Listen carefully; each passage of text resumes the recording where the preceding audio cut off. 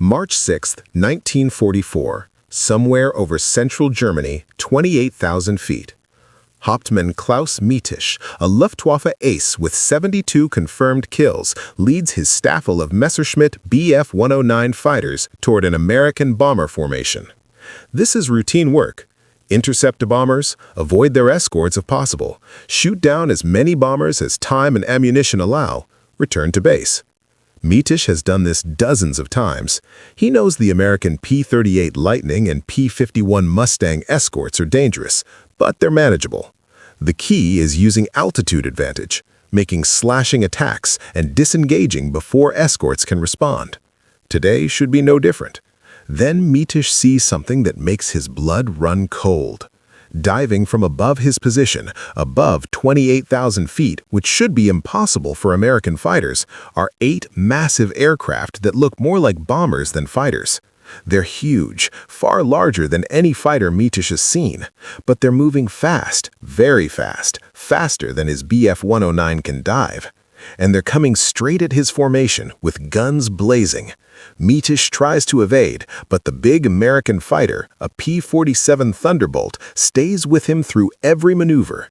It follows him through a diving turn that should leave any fighter behind. It climbs with him when he tries to use his Bf-109's superior climb rate. It simply will not be shaken. Mietisch's wingman screams over the radio as another P-47 shoots him down. 2 more Bf-109s explode in flames. Mietisch finally escapes by diving full throttle toward the ground, running away from a fight he thought he'd win. Back at base, he writes in his combat report, "We have lost our advantage. The Americans have fielded a fighter that negates everything we've learned. Our altitude superiority is gone. Our dive speed is gone. Our experienced pilots are being killed by an aircraft that shouldn't be able to do what it does. Morale is collapsing." Mietisch's assessment was prophetic. Within 6 months, the Luftwaffe's fighter force would be shattered, and the P-47 Thunderbolt would be recognized as one of the weapons that broke German air superiority and German pilots' confidence simultaneously. Welcome to Undiscovered World War II, where we uncover the hidden stories that changed the course of World War II. Today, we reveal how the Republic P-47 Thunderbolt, dismissed by some as too big and too heavy to be an effective fighter, systematically destroyed the Luftwaffe's tactical advantages and psychological confidence, turning the air war over Europe decisively in the Allies' favor. The story begins not with the P-47 itself, but with the crisis in American fighter aviation in early 1943. The United States Army Air Force is conducting daylight bombing raids over Europe with B-17 and B-24 bombers, suffering catastrophic losses. German fighters attack bomber formations with near impunity, shooting down 10, 15, sometimes 20 bombers per mission. American escort fighters, primarily P-38 Lightnings and early model P-47s, provide some protection, but they can't stay with bombers all the way to targets deep in Germany. The escorts run out of fuel and have to turn back, leaving bombers vulnerable for the most dangerous portions of missions.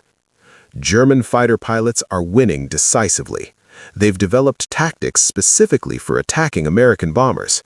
Head-on passes to kill pilots and destroy cockpits, attacks from above and behind against weak defensive positions, coordinated assaults that overwhelm bomber defensive fire. Experienced German aces are racking up extraordinary kill counts. Some pilots shoot down 5 or 6 bombers in a single mission. The Luftwaffe believes they can win the air war simply through attrition, making daylight bombing too costly for Americans to sustain. But the Germans make a critical miscalculation. They focus so completely on bomber interception that they neglect fighter versus fighter combat. German pilots train primarily for bomber attacks, not dogfighting with enemy fighters. This makes sense given their mission. Destroying bombers wins the war. Shooting down fighters is secondary. But this tactical focus creates a vulnerability. When American fighters arrive that can effectively protect bombers and challenge German fighters, German pilots aren't prepared for the shift. The P-47 Thunderbolt enters service in late 1942, but early operations are troubled. The aircraft is massive. It weighs over 7 tons fully loaded, making it the heaviest single-engine fighter in the world. Critics call it the 7-ton milk jug because of its bulbous fuselage. Many pilots transferred from smaller fighters like the P-40 are shocked by the P-47's size and initially doubt it can dogfight effectively. The early missions seem to confirm these doubts. P-47s provide escort but don't score many kills. German pilots initially dismissed the Thunderbolt as just another American fighter, no more dangerous than the P-38. But American pilots are learning the P-47's strengths and developing tactics to exploit them. The first major advantage is altitude performance. The P-47 is equipped with a turbo-supercharged Pratt & Whitney R2800 double WASP engine, producing 2,000 horsepower. Turbocharging allows the engine to maintain power at high altitude, where normally aspirated engines lose performance. The result is that P-47s can operate effectively above 30,000 feet, higher than most German fighters can reach with full combat power. This altitude advantage is devastating in aerial combat because altitude equals potential energy that can be converted to speed through diving. The second advantage is dive performance.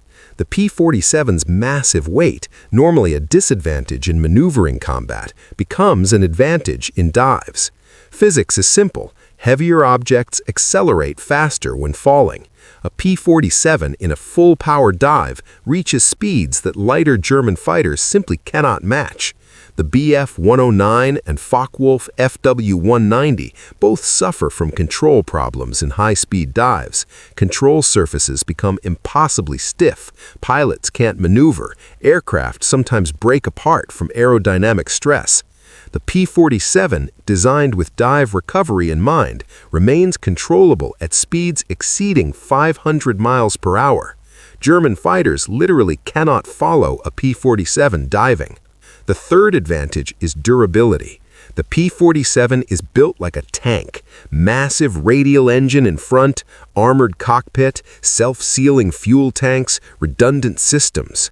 German pilots are accustomed to shooting down American fighters with relatively brief bursts of gunfire. The P-47 absorbs damage that would destroy other fighters and keeps flying. There are documented cases of P-47s returning to base with hundreds of bullet holes, damaged engines, sections of wings shot away, yet still flying. This incredible toughness means P-47 pilots can press attacks, knowing their aircraft will probably survive battle damage that would kill them in lighter fighters. The fourth advantage is firepower. The P-47 carries 8 50-caliber machine guns with approximately 425 rounds per gun, over 3,000 rounds total. This is more ammunition than most fighters carry, allowing longer firing time in combat. More importantly, the 8-gun battery delivers devastating weight of fire. A 1-second burst from all 8 guns fires approximately 100 rounds, enough to tear apart any aircraft. P-47 pilots describe enemy fighters literally disintegrating under their fire. American tacticians developed the dive and zoom technique specifically for the P-47. The tactic is simple but devastatingly effective. P-47s patrol at high altitude, above German fighter formations. When they spot German fighters below, P-47s dive at full speed, making high-speed slashing attacks. The Germans can't evade because the P-47s are moving too fast. After the attack, P-47s use their dive speed to zoom back to altitude, converting speed back into height. The Germans can't follow because they can't match the P-47's dive speed or sustained climb rate. The P-47s reset at altitude and repeat the process. German pilots call this bounce tactics. The Americans bounce down from above like predators, strike and escape before retaliation is possible. German fighter pilots, accustomed to controlling engagements, suddenly find themselves unable to dictate combat terms. If they climb to engage high-flying P-47s, they burn excessive fuel and reduce time over target. If they ignore the P-47s and focus on bombers, the P-47s attack them from above at will. If they try to dogfight P-47s at high altitude, they're operating where their fighters perform poorly while P-47s excel. Every tactical option is bad. This creates psychological pressure. German pilots realize they're fighting an aircraft that negates their tactical advantages.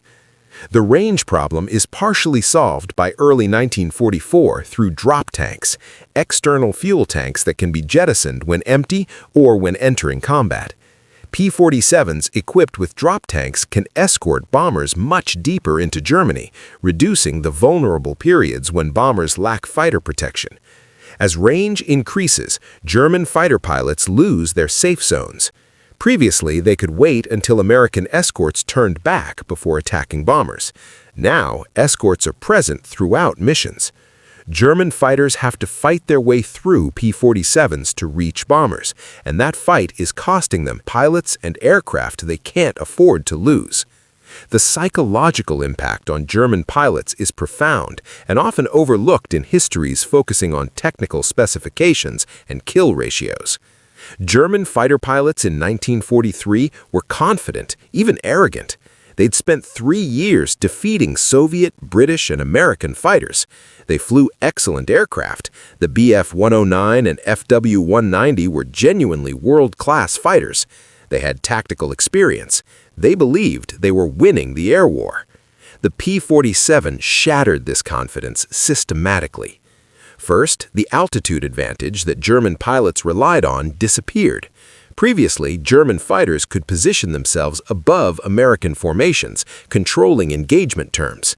The P-47 operated higher, forcing Germans to fight from below, a severe tactical disadvantage. Climbing to engage high-flying P-47s exhausted German fighters and left them vulnerable. German pilots lost the security of altitude superiority. Second, the escape option disappeared. A fundamental survival tactic in fighter combat is knowing when you're losing a fight and escaping. German pilots traditionally escaped by diving. Their fighters could outdive most opponents, and pilots could disengage when damaged or outnumbered. The P-47 outdived everything. German pilots watched P-47s follow them through dives they thought were impossible. Escape routes that had saved their lives dozens of times suddenly became death traps. Third, the experience advantage eroded. The Luftwaffe's strength was experienced pilots who understood aerial combat intuitively. But experienced pilots were being killed or injured by P-47s, and their experience meant less against an aircraft that fought differently than what they'd trained against. Young replacement pilots arriving at fighter units lacked the years of experience that veteran pilots accumulated, and they were being thrown into combat against Americans flying superior aircraft. The knowledge that experience provided less protection against P-47s was deeply demoralizing. Fourth, the material advantage reversed. Germans were accustomed to flying aircraft that were often superior to enemy fighters. The Bf-109 and Fw-190 were excellent designs that matched or exceeded most Allied fighters in various performance categories. But against the P-47 at high altitude, German fighters were inferior. German pilots found themselves in the position Soviet pilots had faced in 1941, flying good aircraft against better ones, knowing their survival depended more on luck than skill. The kill ratios tell part of the story. P-47s are credited with destroying approximately 3,750 German aircraft in air-to-air combat, more aerial kills than any other American fighter type. The P-47's loss ratio was approximately 1 to 9.1. For every P-47 lost, German fighters lost nearly 2 aircraft. This doesn't sound dramatically favorable, but context matters. The Luftwaffe was fighting defensively over its own territory, where downed German pilots could return to service, while downed American pilots became prisoners. Despite this advantage, Germans were losing aircraft faster than Americans. The attrition was unsustainable. But numbers don't capture the psychological dimension. German combat reports from 1944 repeatedly express demoralization, fear, and declining confidence. Pilots report being unable to defend themselves against American fighters. They describe feeling hunted rather than being hunters. They watch squadron mates killed by aircraft they can't effectively counter. This psychological erosion matters as much as material losses because demoralized pilots make mistakes, take fewer risks, disengage early from combat, and ultimately become less effective even when flying capable aircraft. The ground attack mission adds another dimension to the P-47's impact. By mid-1944, P-47 units increasingly perform fighter-bomber missions, attacking German ground forces with bombs and rockets in addition to air combat. The P-47's ruggedness and heavy armament make it excellent for this role. Pilots attack trains, trucks, bridges, airfields, and troop concentrations, disrupting German logistics and operations.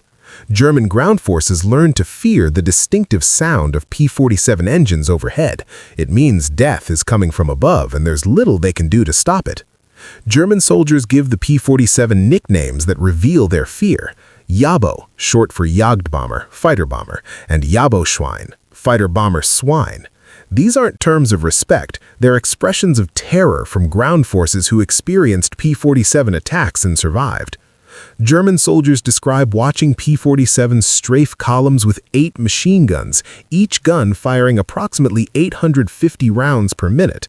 The combined firepower is apocalyptic, over 100 rounds per second striking a target area. Nothing survives this fire. Trucks explode, trains derail, soldiers die in groups. The Luftwaffe's response to the P-47 reveals their desperation. They develop new tactics trying to counter P-47 advantages, but nothing works consistently. They try to ambush P-47s from below, but P-47's speed advantage allows escape. They try to engage at lower altitudes where German fighters perform better, but this abandons altitude and surrenders initiative. They develop bomber-destroyer formations, heavily armed and armored FW-190Os designed to attack bombers while lighter Bf-109s screen against escorts. But P-47s simply shoot down the covering fighters, then destroy the bomber-destroyers. Germany attempts technical solutions. They develop the Focke-Wulf Ta-152, a high-altitude fighter specifically designed to contest P-47 altitude performance. It enters service too late and in too small numbers to affect outcomes. They deploy rocket-armed fighters to attack bombers from beyond defensive gun range, but these heavy, slow rocket fighters are vulnerable to P-47s. They even deploy jets. The Me-262 is genuinely faster than the P-47, but jets are few, unreliable, and limited by short range and long takeoff rolls that make them vulnerable.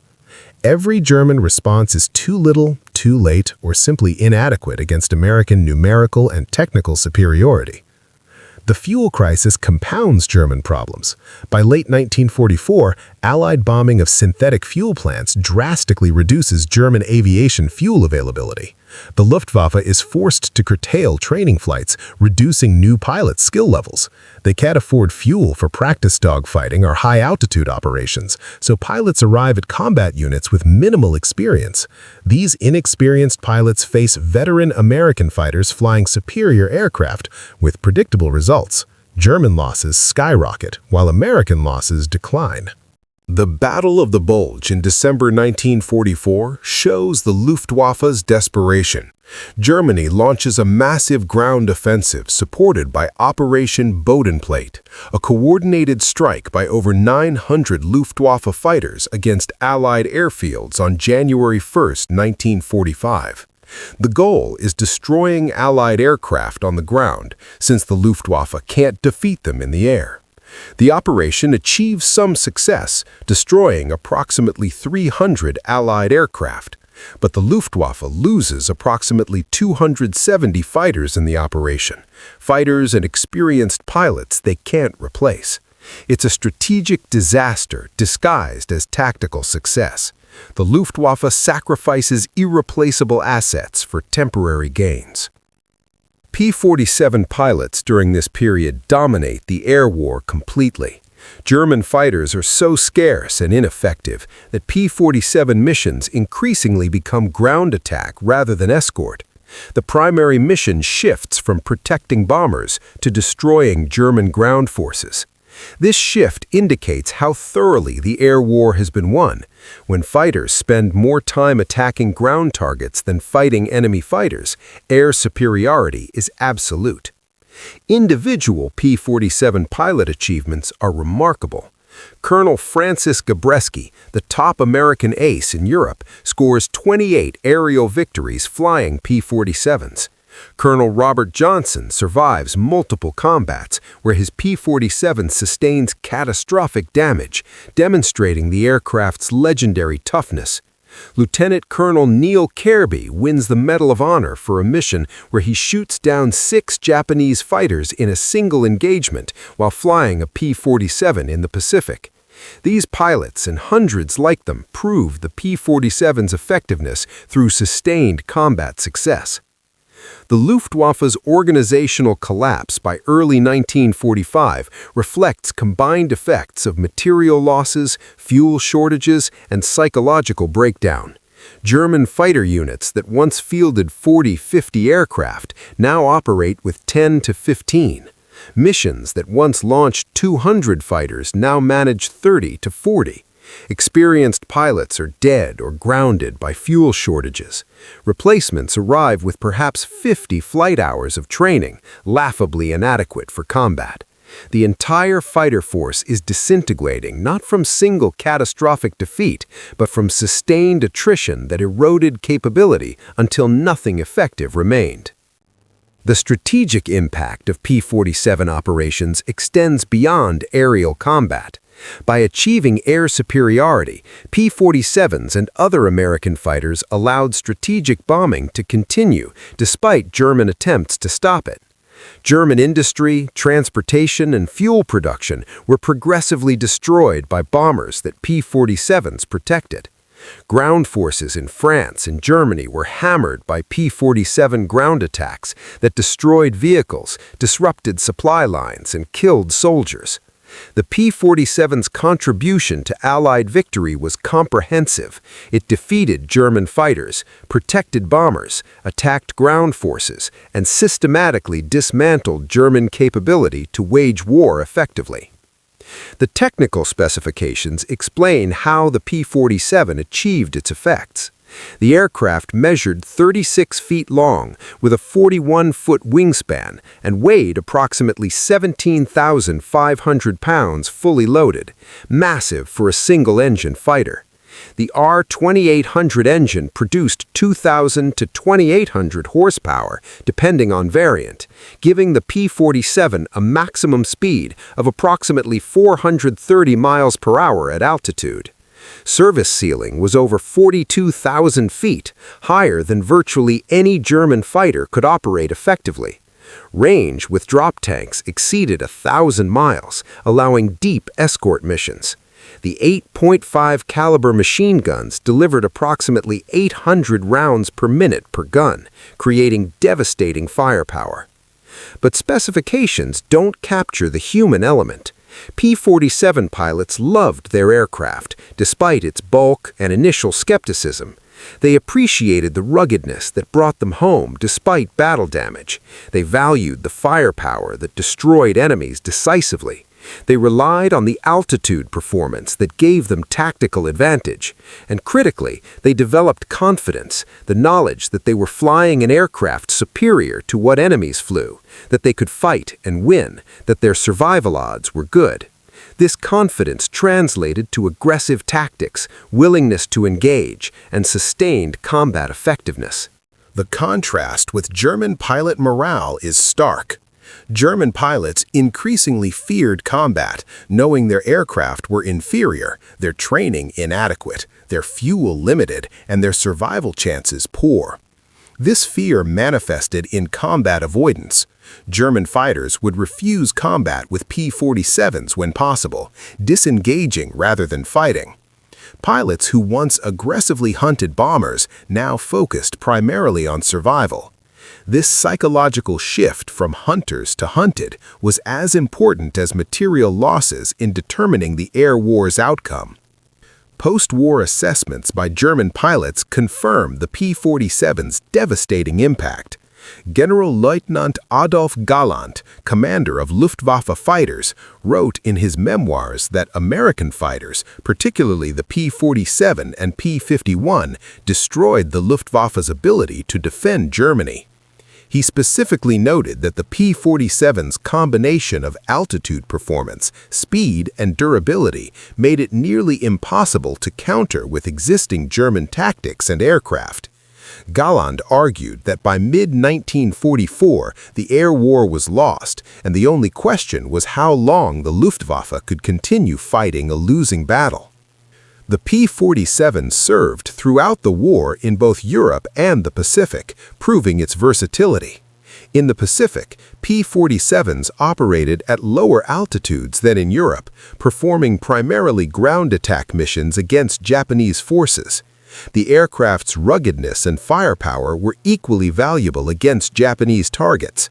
Pacific operations demonstrated the P-47 could excel in multiple roles: high-altitude escort fighter in Europe, low-altitude ground attack fighter in the Pacific, making it one of the most versatile fighters of the war. Production numbers reflect the P-47's importance.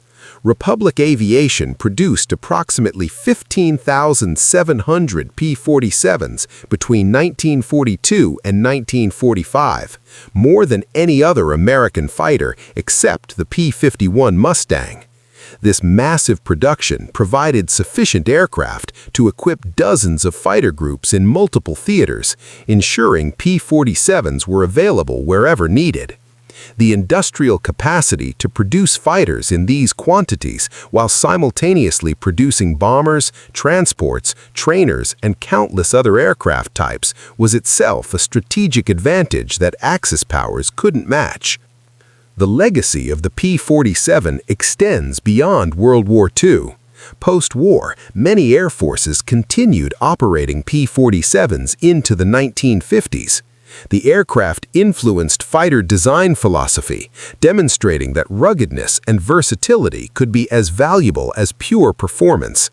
Modern multi-role fighters like the F-16 and F-15E trace conceptual lineage to the P-47's ability to perform both air-to-air and air-to-ground missions effectively. The P-47 proved that fighters didn't have to be lightweight and maneuverable to be effective. They could be heavy, rugged, and powerful while still dominating combat. The human cost represented by the P-47's success shouldn't be forgotten. Every German fighter the P-47 shot down represented a pilot killed or captured, often young men conscripted into service and given inadequate training before being thrown into unwinnable combat.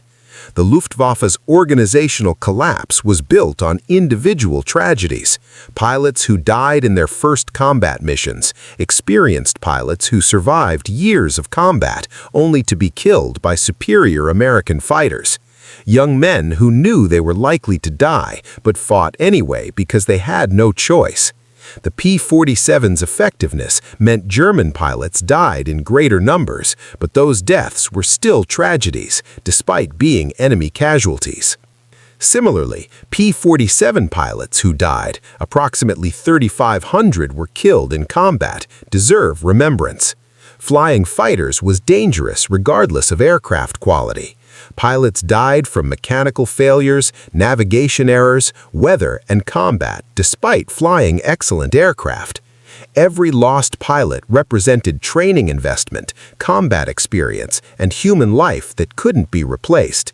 The P-47's favorable loss ratio meant more Americans survived, but survival wasn't guaranteed, and the pilots who died flying P-47s paid the ultimate price while fighting for victory. The story of how the P-47 Thunderbolt broke German pilots' confidence isn't just about technical specifications or kill ratios. It's about psychological warfare, systematically destroying enemy confidence through sustained demonstration of superiority. German pilots learned through bitter experience that they were flying inferior aircraft against better-trained opponents with superior support. This knowledge was devastating. It meant every mission carried high probability of death or injury. It meant tactical advantages they'd relied on were gone. It meant their chances of surviving the war decreased daily. This psychological burden, combined with material losses and organizational collapse, broke the Luftwaffe's effectiveness as surely as bombs destroyed their aircraft on the ground. The P-47 Thunderbolt didn't win the air war alone. The P-51 Mustang, P-38 Lightning, and countless other aircraft contributed. But the P-47's role was decisive. It broke German air superiority over Europe at a critical moment when bomber losses threatened to make daylight bombing unsustainable. It protected bombers that destroyed German industry. It attacked ground forces that couldn't defend against air attack. And perhaps most importantly, it broke German fighter pilots' confidence, transforming them from aggressive hunters into defensive survivors hoping to simply live through another mission. This psychological transformation was as important as any material victory, because demoralized pilots flying inferior aircraft with inadequate fuel against confident enemies flying superior aircraft cannot win, no matter how brave or skilled they might be individually. If this story revealed how psychological warfare matters as much as technology, hit that like button. Comment below, which surprised you more, the P-47's technical capabilities or its psychological impact on German pilots? Share this with anyone interested in how confidence and morale determine combat outcomes as much as weapons do. Until next time, remember, wars are won not just by destroying enemy forces, but by breaking enemy will to continue fighting. This is Undiscovered World War II, where we reveal the hidden truths that changed history.